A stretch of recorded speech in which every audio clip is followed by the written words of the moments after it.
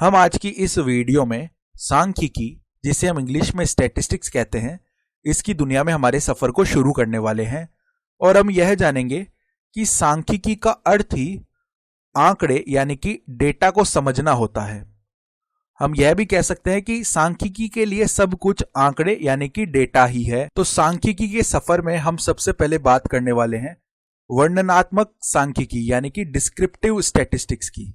तो मान लीजिए हमारे पास कुछ आंकड़े हैं और हम उन आंकड़ों का ज्ञान कराए बिना उन आंकड़ों के बारे में कुछ बताना चाहते हैं।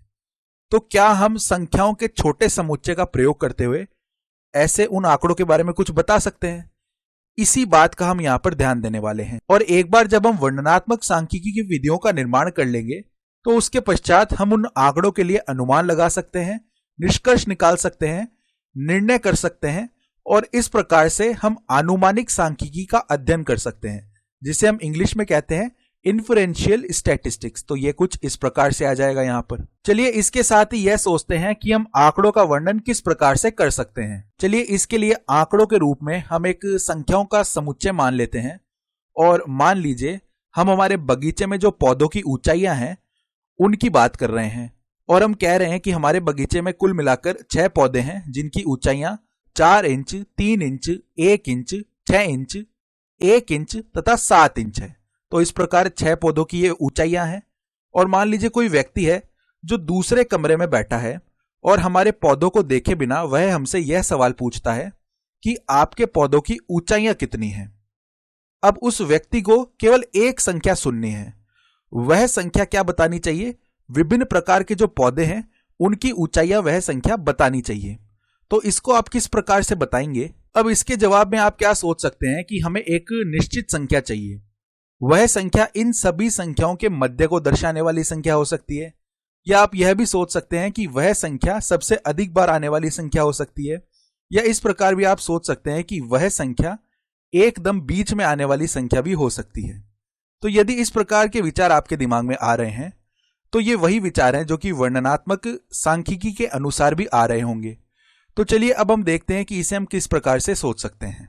तो इसे सोचने का पहला तरीका औसत हो सकता है, जिसे हम इंग्लिश में एवरेज कहते हैं। और औसत का जो अर्थ है वह हम समांतर माध्य यानी कि अरिथमेटिक मीन से लगाते हैं, जिसे हम अभी थोड़ी देर में देखने वाले हैं।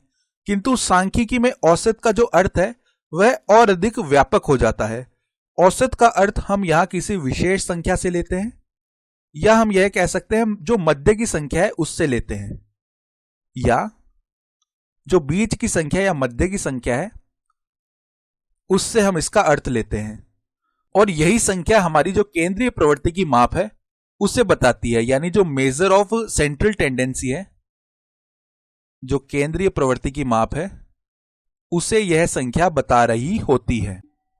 तो एक बार पुनः दोहरा दूं, हमारे पास ये इस प्रकार से आंकड़े थे और हमें इन आंकड़ों को प्रदर्शित करने वाली एक संख्या बतानी थी। तो हमने यहां पर औसत की बात कर ली। औसत क्या बता रही है? एक विशेष या मध्य की संख्या के बारे में बता रही है, जो कि केंद्रीय प्रवृत्ति की माप यानी कि मेजर ऑफ सेंट्रल टेंडेंसी भी हम कह सकते हैं। अब औसत भी कई प्रकार की हो सकती है। सबसे पहले यदि हम बात कर ले समांतर माध्य की बात कर रहे हैं, जिसे हम इंग्लिश में कहते हैं अरिथमेटिक मीन। तो यहां पर इसके लिए जो अंग्रेजी का शब्द है वह भी हम लिख लेते हैं। आपको यह बता दूं कि औसत का उपयोग केवल समांतर माध्य के लिए ही किया जाता है, यानी समांतर माध्य को हम औसत या केवल माध्य कह सकते हैं। तो इसकी परिभाषा क्या कहती है कि क्या करना है, हमें जितनी भी संख्याएं हैं उनका योग कर देना है और बट्टा में कुल मिलाकर कितनी संख्याएं हैं वह लिख देना है। तो यहां पर देखिए सभी संख्याओं का यदि हम योग कर दें तो हमें क्या मिलेगा? 4 + 3 + 1 + 6 + 1 + 7 और इसके बट्टा में कुल मिलाकर यह कितनी संख्याएं हैं? 6 संख्याएं हैं।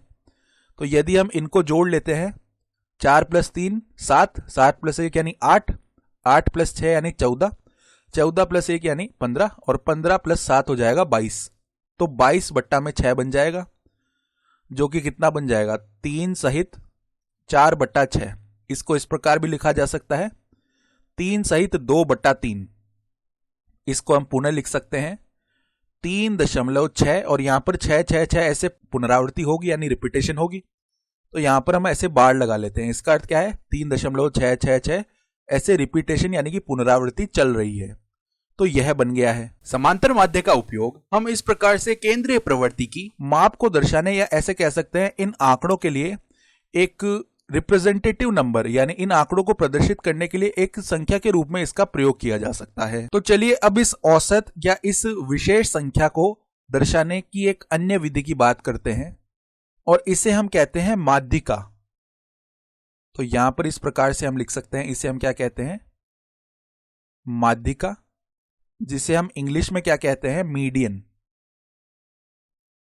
तो माध्यिका हम कैसे ज्ञात करते हैं, ये जो आंकड़े हैं इनको हम क्रम से व्यवस्थित कर लेते हैं, उसके पश्चात जो मध्य की संख्या आ रही होगी एकदम, वह हमारी माध्यिका होती है। तो यहां पर इनको यदि हम क्रम से व्यवस्थित करें तो पहले 1 आ जाएगा, फिर वापस से 1 आ जाएगा, उसके पश्चात 3, उसके पश्चात 4, उसके पश्चात 6 और उसके पश्चात 7।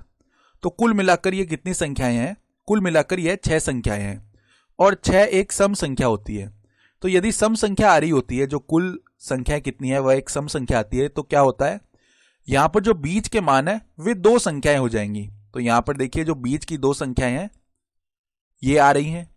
तो इस स्थिति में जो माध्यिका है वे जो बीच की 2 संख्याएं आ रही होती हैं उनका हम समांतर माध्य ले लेते हैं। तो यहां पर देखिए 3 और 4 का समांतर माध्य कितना हो जाएगा, 3.5। तो इस स्थिति में जो माध्यिका है वह 3.5 आ जाने वाली है। तो यदि चलिए हम इस प्रकार के आंकड़े लिख रहे हैं 0, 7, 50, 10,000 और उसके पश्चात 10 लाख।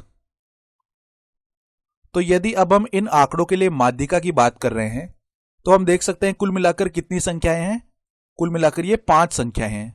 तो इनके लिए जो माध्यिका है वह और सरलता से आ जाएगी। तो यदि जो संख्याओं की संख्या है यानी कि जो 5 है वह एक विषम संख्या है, तो यहां पर जो बीच की संख्या है वह हम सीधा ही देख सकते हैं कितनी आ जाएगी, ये 50 आ जाने वाली है। ये बीच की संख्या हम देख सकते हैं यहां पर 50 से छोटे 0 और 7 है और 50 से बड़े 10,000 और 10 लाख है। तो इस स्थिति में जो माध्यिका है वह 50 आ जाएगी। अब इसी प्रकार केंद्रीय प्रवृत्ति को दर्शाने के लिए हम एक अन्य विधि जिसे हम बहुलक कहते हैं उसका भी प्रयोग कर सकते हैं। तो यहां पर हम लिख लेते हैं इस प्रकार से बहुलक, इसे इंग्लिश में हम मोड कहते हैं। इसका अर्थ हो गया कि जो हमारे आंकड़े हैं उनमें सबसे अधिक बार आने वाली संख्या कौन सी है। तो हम देख सकते हैं 1 है सबसे अधिक बार आने वाली, तो यहां पर जो मोड है वह 1 हो जाएगा। तो यहां पर हमने विभिन्न प्रकार की विधियां देखी जिनसे हम औसत मान, विशेष संख्या या मध्य की संख्या बता सकते हैं। हम ऐसे भी कह सकते हैं कि ये केंद्रीय प्रवृत्ति को बताने के विभिन्न प्रकार के तरीके हैं। तो हम आने वाली वीडियोस में देखेंगे कि समांतर माध्य जो है उसका प्रयोग हम सबसे ज्यादा करते हैं और माध्यिका का प्रयोग भी अच्छा खासा हो सकता है यदि हमारे पास इस प्रकार की संख्या आ रही हो जिससे समांतर माध्य के मान में बहुत अधिक अंतर आ जा रहा हो। तो उस स्थिति में माध्यिका का भी बहुत अच्छा खासा प्रयोग हो सकता है और बहुलक का भी इसी प्रकार अच्छा खासा प्रयोग होता है जब हमारे जो आंकड़े हैं उनमें एक संख्या की बार बार पुनरावृत्ति हो रही होती है। तो अब आने वाली वीडियोस में हम सांख्यिकी के बारे में और अधिक गहनता से जानकारी लेंगे।